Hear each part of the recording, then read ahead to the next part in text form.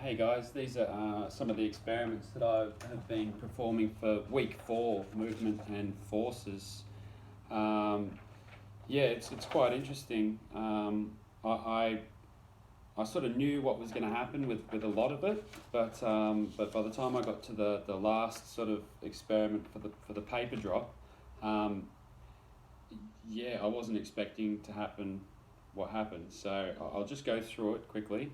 So 2 sheets of A4 paper, one held horizontally and one held vertically.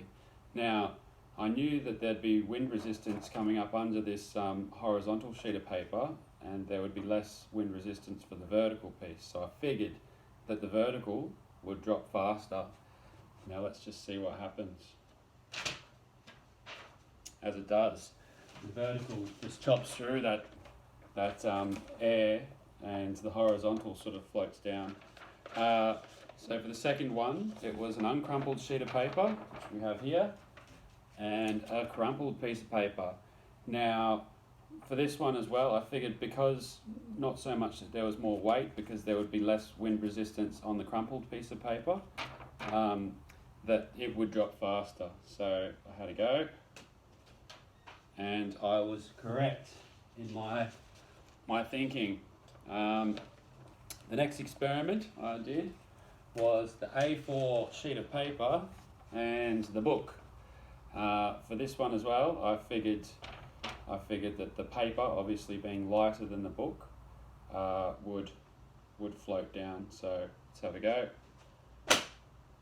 And again, it does. But the one that really got me was the book, the A4 piece of paper resting on top of the book. Now, one would generally think that you drop the book's heavier. You know, we just saw this one where the book drops. One would think that the A4 piece of paper resting on top of it, the book's going to drop and the A4 piece of paper will float down after it. Well, that's the misconception that I had anyway. So I had a go, and I was surprised at the results. That the book seems to be pulling the paper down with it. There seems to be a suction in between the A4 piece of paper and the book. So they don't just drop at different speeds.